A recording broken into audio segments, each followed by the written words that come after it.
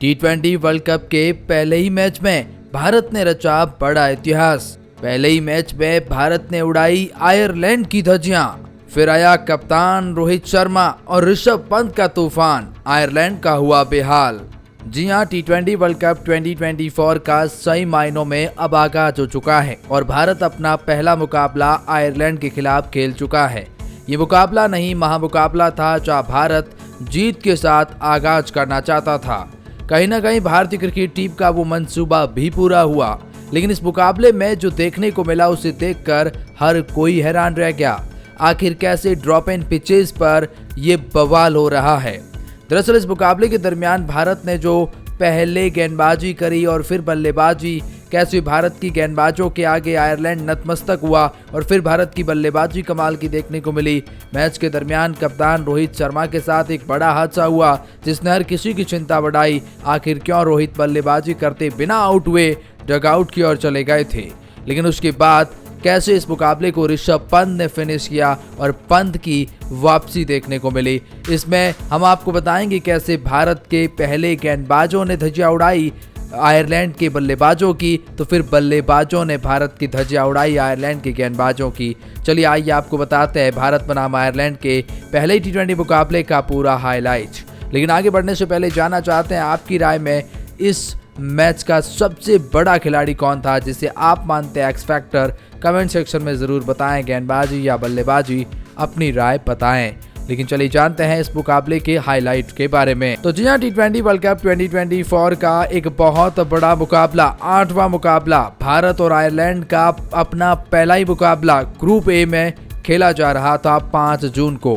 कप्तान रोहित शर्मा ने टॉस जीता और पहले गेंदबाजी करने का फैसला किया। रोहित ने कहा कि ड्रॉप इन पिचेस है और यहां हम आयरलैंड को पहले बल्लेबाजी देना चाहेंगे ताकि हमें पता चल सके कि पिच किस तरह से काम कर रही है और सेकंड इनिंग तक आते आते शटल हो जाए।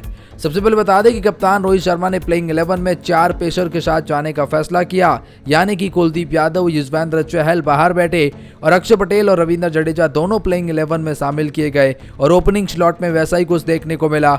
विराट कोहली शामिल, जायसवाल बाहर, नंबर 3 पर ऋषभ पंत तो 4 पर सूर्या नजर आए, यानी वही प्लेइंग 11 जो हमने पहले ही प्रेडिक्ट कर दी थी।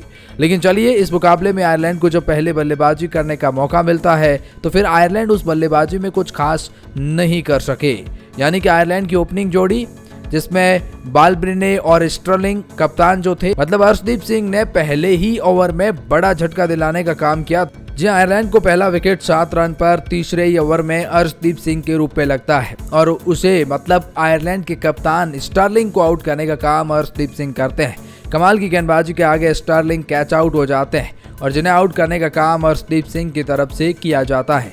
इसके बाद आयरलैंड को दूसरा झटका भी जल्दी लग जाता है बालब्रिने के रूप में 9 रन पर दूसरा विकेट, और वो आया था अर्शदीप सिंह के उसी ओवर में, यानी अर्शदीप सिंह ने अपने तीसरे ही ओवर में 2 बड़े विकेट चटकाकर आयरलैंड को बैकफुट पर धकेल दिया। उसके बाद जरूर 20 रन की पारी लॉर्कैन टकर और देखने को मिली हैरी टकर के बीच में, एक विकेट कीपर बल्लेबाज, लेकिन ये दोनों स्ट्रगल ही करते नजर आए। और जिस तरह से ये पिचेस खेल रही है, इन एंड आउट हो रही है, गेंद कभी बाउंस तो कभी 2 स्टिप लगा करके भी विकेट कीपर के पास नहीं पहुंच रही है, ऐसे पिचों पर कोई आयरलैंड का बल्लेबाज टिक कर नहीं कर सका और आयरलैंड को लगता है जी 28 रन पर तीसरा विकेट लॉर्कन टकर के रूप में, जिन्होंने 13 बॉल पर 10 रन बनाए। फिर चौथा विकेट भी 36 रन पर लग जाता है और यहाँ आउट हो जाते हैं हैरी टकर। जी, हैरी टकर भी 16 बॉल पर केवल 4 रन बनाते हैं। उसके बाद आयरलैंड क्रिकेट टीम कुछ खास नहीं कर सकी। 44 पे 5 तो 46 पे 6, 49 पे 7 तो 50 पे 8। जी हाँ, 50 रन पर 8 विकेट एक वक्त पर गंवा चुके थे और मैच 12वां ओवर ही चल रहा था, तो लगा कि आयरलैंड सिर्फ 50-60 रन के आसपास ऑल आउट हो जाएगी। लेकिन इसके बाद छोटी सी मगर एक इम्पैक्टफुल पारियां देखने को मिली डिलने की तरफ से, जिन्होंने 14 बॉल पर 26 रन की पारी खेली, और फिर आपने जोसवा लिटल की तरफ से भी 13 बॉल पर 14 रन की पारी। आखिरी के कुछ 2 विकेट तक ये रन आ गए जिसकी वजह से 96 तक पहुंच पाते हैं, वरना आप 60 तक ऑल आउट होने वाले थे।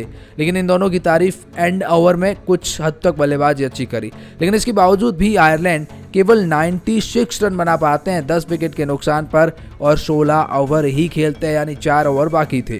भारतीय गेंदबाजों की बात करेंगे तो सर्वाधिक विकेट हार्दिक पांड्या को मिले, 4 ओवर में 27 रन दिए और 3 बड़े विकेट चटकाए।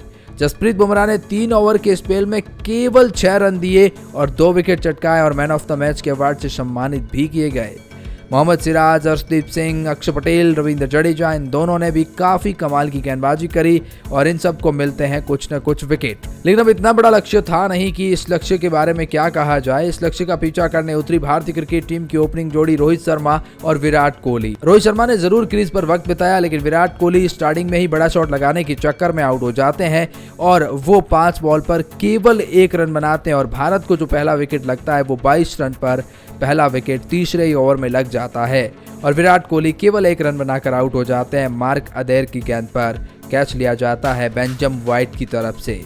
उसके बाद आए ऋषभ पंत ने जरूर रोहित शर्मा के साथ मिलकर अच्छी पार्टनरशिप करी। जो विकेट पहले 22 ओवर में लगा उसमें कहीं ना कहीं उसके बाद ऋषभ पंत ने भी अच्छी पारी खेली। रोहित शर्मा अच्छे दिखे, जहां पर वो बड़े शॉट लगाए, पुल शॉट लगाए, मैदान के हर कोने में रन आए। रोहित शर्मा ने कप्तानी पारी खेली और देखते ही देखते रोहित शर्मा ने 37 बॉल पर 52 रन बनाए, जिसमें 3 छक्के और 4 चौके शामिल थे। दूसरी तरफ ऋषभ पंत भी उनका साथ दे रहे थे, लेकिन रोहित शर्मा को एक बाउंसर गेंद जो है वो उनके शोल्डर पर लग जाती है, जिसकी वजह से रोहित शर्मा रिटायर्ड हेड हो जाते हैं। रोहित शर्मा कहते हैं कि अब ये खेलने में दिक्कत हो रही है, या यहाँ रोहित का दूसरा प्लान भी था कि शायद सूर्या को टाइम स्पेंड करने का मौका मिल जाए, क्योंकि इस मुकाबले में वैसे भी हम जीत रहे हैं, तो फिर वो भी बात अलग हो सकती है। लेकिन रोहित शर्मा ने वहां पर रिटायर्ड हुए 37 बॉल पर 52 रन बनाकर।